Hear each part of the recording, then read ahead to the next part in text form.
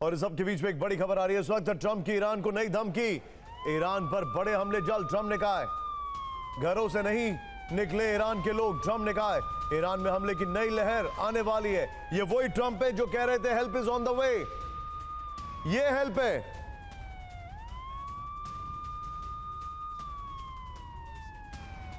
ये इस वक्त की बड़ी खबर। एक और बड़ी खबर, ईरान के सरअंदाज में एयर स्ट्राइक हुई है। IRGC के इमाम अली बेस पर हमला हुआ है। यूएस इजराइल का जॉइंट ऑपरेशन, इस वक्त की बड़ी खबर आपके सामने। ये इस वक्त की बड़ी खबर मैं आपके सामने लेके आया हूं। एक और बड़ी खबर, दक्षिण लेबनान में इजराइल की एयर स्ट्राइक। ये बहुत बड़ी खबर है क्योंकि अगर लेबनान में एयर स्ट्राइक हो रही है, इसका मतलब उसको लग रहा है कि हिजबुल्लाह अटैक कर सकता है। लेबनान के तायरे शहर में बिल्डिंग ध्वस्त कर दी गई है। हिजबुल्लाह के ठिकाने नष्ट करने का दावा, इस वक्त की बड़ी खबर। शनिवार को इस युद्ध की शुरुआत ईरान पर अमेरिका और इजराइल के जॉइंट ऑपरेशन से हुई थी। तब तेहरान में पहला अटैक हुआ था, लेकिन अब इस युद्ध का दायरा फैल चुका है। इसकी बारूदी रेंज अरब वर्ल्ड से लेकर यूरोप तक महसूस हो रही है। पश्चिम एशिया से तीसरे विश्व युद्ध की आहट सुनाई दे रही है। इसे समझने के लिए आपको ग्लोबल फिक्र का यह वॉर चैप्टर देखना होगा। ध्यान से देखिएगा। Iran versus America plus Israel. ध्यान से देखिए, यह जंग अभी इस वक्त चल रही है। इनके अलावा ईरान वर्सेस 7 मुस्लिम देश भी शुरू हो सकता है। और सबसे ज्यादा परेशान करने वाली बात है Iran versus NATO. Iran versus NATO, यह एक और हमारे सामने चुनौती दिखाई दे रही है। क्यों ईरान वर्सेस नेटो? क्या वो आर्टिकल 5 का इस्तेमाल कर सकते हैं? यानी ईरान के विनाश का चक्रव्यूह तैयार किया जा रहा है और पश्चिम एशिया में वर्ल्ड वॉर किसी भी वक्त शुरू हो सकता है। ध्यान से देखिए, इस पूरे चक्रव्यूह में सेंटर में ईरान है। शुरुआत ट्रंप ने की थी, उनके ठीक बगल में नेतन्याहू है। जर्मनी ऑलरेडी साथ दे रहा है। फ्रांस अभी इस पूरे मामले में इफ एंड बट है।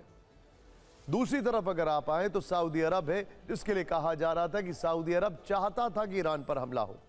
और फिर इस दायरे में आता है फ्रांस और इंग्लैंड, दोनों ही ईरान के हमलों की चपेट में आ चुके हैं। अब हम आपको बारी बारी से तीनों डेवलपमेंट पुख्ता जानकारी के बाद बता रहे हैं, आप इन्हें नोट भी कर सकते हैं। ईरान ने जिस तरह से Saudi Arab, UAE, Qatar, Kuwait, Jordan, Bahrain पर हमले तेज किए हैं, इसके बाद ये सभी मुस्लिम देश ईरान से भयंकर नाराज हैं। इन सभी देशों ने ईरान के मिसाइल और ड्रोन हमलों की कड़ी निंदा की। ईरान की सैन्य कार्रवाई को क्षेत्र की स्थिरता के लिए एक बड़ा खतरा बताया जा रहा है। अपनी संप्रभुता, नागरिकों की सुरक्षा और जो उनका इंफ्रास्ट्रक्चर है, रियल एस्टेट है, उसको निशाना बनाने के लिए ईरान को जिम्मेदार ठहराया जा रहा है।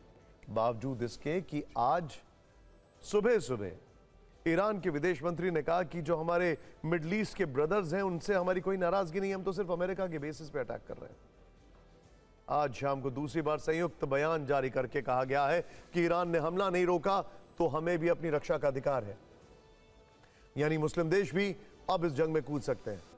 वहीं इस युद्ध में ग्लोबल फिक्र का दूसरा चैप्टर नेटो देश की तरफ से खुल सकता है। यह बारूदी आशंका क्यों है? पहले आज युद्ध के तीसरे दिन कुवैत और बहरीन की विध्वंसक पिक्चर देख लेते हैं। इससे यह साबित होगा कि मुस्लिम वर्ल्ड ईरान के खिलाफ जंगी मोर्चा क्यों खोल सकते हैं। दावा किया जा रहा है कि द्वितीय विश्व युद्ध के बाद ईरान ने पहली बार कुवैत में अमेरिका को इतना बड़ा नुकसान पहुंचाया। वहां की बेस पर अटैक करके कई जेट ध्वस्त कर दिए। नंबर 3 बताया जा रहा है, यूएसएनकॉम का कहना है। हालांकि अमेरिका ने शाम को कहा कि हवा में उड़ रहे कुछ अमेरिकी जेट ईरानी मिसाइल और ड्रोन्स का मुकाबला कर रहे थे, तभी वो गलती से कुवैत एयर डिफेंस के निशाने पर आ गए। अटैक के बाद एक F-15 लड़ाकू विमान क्रैश होकर जमीन पर आ गिरा। ये वीडियो आप स्क्रीन पर देख सकते हैं। क्रैश से पहले पायलट सुरक्षित बाहर निकल गया था। कुवैत की मीडिया और सेना दोनों ने पुष्टि की है कि वहां के अमेरिकी बेस पर ईरानी हमलों से भारी तबाही मची है। वहां खड़े कई दूसरे अमेरिकी विमान नष्ट हो चुके हैं। कुवैत के बाद बहरीन की बर्बादी की तस्वीर भी आपके सामने है। बहरीन में अमेरिकी बेस पर फिर से विध्वंसक हमला हुआ है। बहरीन के मिलिट्री बेस पर मिसाइल अटैक किए गए हैं। ईरान ने पिछले 48 घंटे में वहां 50 से ज्यादा मिसाइलें दागकर तबाही मचा दी है। बहरीन में अमेरिकी नेवल बेस पर ईरान का भयंकर हमला जो है वो देखने वाला है। कैमरे में तस्वीरें जो है उसकी वायरल हो चुकी हैं। बहरीन में ईरान ने अमेरिकन नेवी फ्लीट की पांचवी फ्लीट को निशाना बनाया था।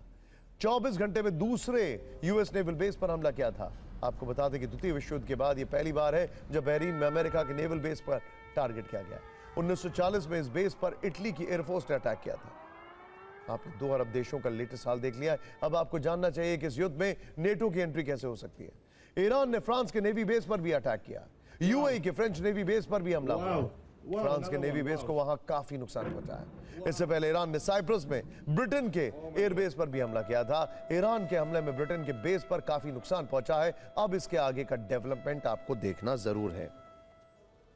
साइप्रस में ब्रिटेन के आक्रोतिरी बेस पर हमला हुआ है। आबू धाबी में फ्रांस के नेवल बेस पर ड्रोन अटैक हुआ।